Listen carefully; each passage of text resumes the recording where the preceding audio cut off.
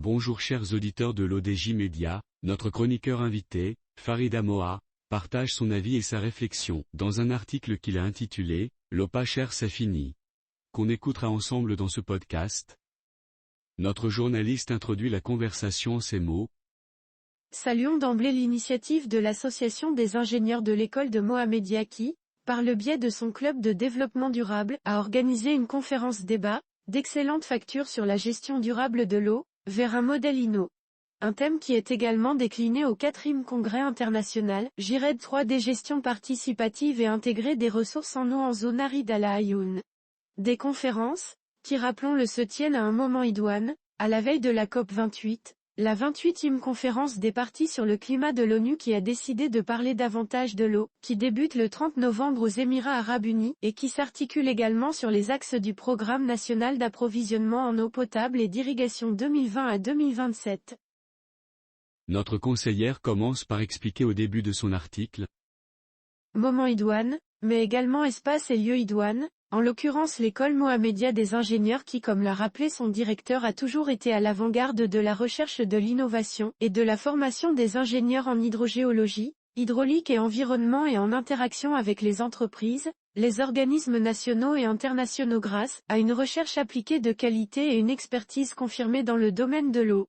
La nécessité de former le capital humain, d'améliorer la connaissance, par les modèles par la télédétection spatiale et autres outils, sera du reste, au cœur de l'intervention du ministre de l'Enseignement supérieur de la Recherche scientifique et de l'innovation qui a plaidé pour la création d'un institut réseau de recherche thématique sur l'eau, qui aurait la forme d'un groupement d'intérêt public. Un institut qui pourra capitaliser sur un socle existant, porté par les chercheurs et doctorants, et sur les 17 000 publications scientifiques portant sur le domaine de l'eau recensées cette dernière décennie, soit près de 22% de la production scientifique nationale. Renforcer le capital humain et la connaissance scientifique. Le séminaire a réuni une pléiade d'experts, de professionnels d'entrepreneurs, de représentants d'organismes internationaux pour débattre de solutions pratiques en termes d'optimisation de mobilisation des eaux non conventionnelles, de déploiement de nouvelles technologies de gouvernance et de financement. À travers la tenue de cette conférence, on constate le bien fondé du travail associatif qui est, certes, source de fabrique de souvenirs, mais surtout de partage et de réflexion collective avec comme boussole le discours royal, interpellant gouvernements, institutions et citoyens qui ont devant l'état des ressources hydriques un devoir de vérité et de responsabilité. Avec l'ambition d'être force de proposition, producteur et réservoir d'idées, en favorisant l'implication active des membres dans des projets, en organisant en intelligence collective de débats sur des sujets souvent complexes, qui intéressent le futur du pays, et qui peuvent aider à la décision des politiques. On assiste ainsi à la montée en puissance d'associations des différentes grandes écoles, qui s'intéressent à l'entrepreneuriat, au développement durable, au leadership et à d'autres sujets d'actualité, qu'elles positionnent dans le débat public. Les réseaux sociaux faisant, ces associations peuvent devenir des forces d'influence, pour proposer des recommandations. Notre grande dame, Farid Amoa enrichit son discours de la manière suivante. L'AIM qui compte quelques 12 000 lauréats, dont de nombreux à la tête d'entreprises de renom, a lancé il y a 5 ans son club développement durable, qui a concentré cette année ses travaux sur la thématique de l'eau. Un bien commun décrypté sous toutes ses sources et sans lequel aucune activité n'est possible, qu'il faut prélever, transporter, dépolluer, adapter au changement climatique et surtout préserver, car il se fait rare. Cela passe par les nécessaires arbitrages pour répondre aux différents usages agricoles, industriels, touristiques, domestiques. En rappelant que l'eau source de vie n'est pas un bien marchand mais un patrimoine, un bien commun, qu'il faut défendre et répartir en tant que droit humain fondamental.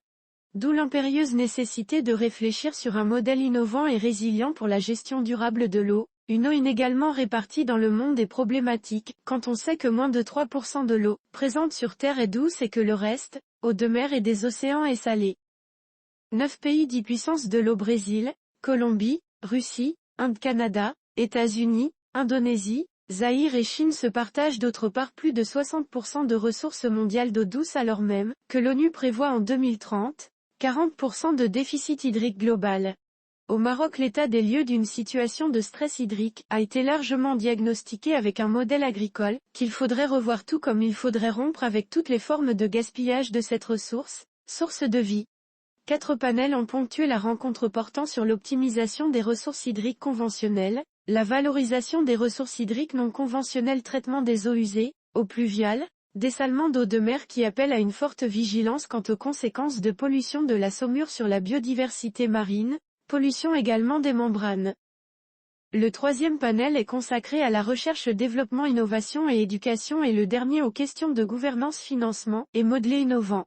La publication des actes du colloque est souhaitable, car elle permettrait de recenser et lister les différentes déclinaisons des interventions des différents panels, et pourrait servir pour les recherches des ingénieurs et doctorants intéressés. L'auteur conclut son article en ces mots. L'eau pas chère, c'est fini. Une idée nodale aura traversé toutes les interventions. Nous devons, tout pouvoir public, société civile, nous préparer à un changement structurel dans le cycle de l'eau et anticiper, préparer et mettre en œuvre les politiques, les stratégies et les outils pour l'adaptation aux conséquences du changement climatique qui va toucher sévèrement toute la région de l'Afrique du Nord. Les tendances de fond présentées par le représentant du GIEC ont montré les baisses sensibles des nappes des eaux souterraines et d'une aggravation des déficits. Mieux que toute recommandation ou incitation à la vigilance, la conclusion d'un intervenant à la conférence du Club Développement Durable de l'AIEM était on ne peut plus explicite. Tout un chacun doit être totalement convaincu aujourd'hui que l'eau pas chère et abondante, c'est fini, définitivement fini. Un nouveau cycle, celui de l'or bleu, plus rare et donc plus cher, est désormais ouvert. En 1978, avec le lancement de la décennie internationale de l'eau potable et de l'assainissement, en 1990 avec les objectifs du millénaire fixes pour l'eau potable et 2 décennies plus tard avec le droit à l'eau potable et à l'assainissement érigé en droit de l'homme par les Nations Unies, l'eau est devenue un enjeu national et international majeur. Aujourd'hui, dans un contexte de changement climatique et de montée en puissance des activités, cette source de vie qu'est l'eau doit être appréhendée comme un bien commun, un patrimoine national, en faisant appel à la connaissance scientifique et technologique, à l'intelligence des territoires pour faire participer les acteurs locaux.